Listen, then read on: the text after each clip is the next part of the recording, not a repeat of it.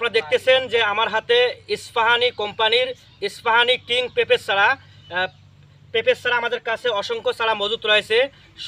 শতভাগ শিকড়যুক্ত হাইব্রিড ইস্পাহানি কোম্পানির ইস্পাহানি কিং পেঁপে ছাড়া আমাদের কাছে অসংখ্য চারা মজুত রয়েছে।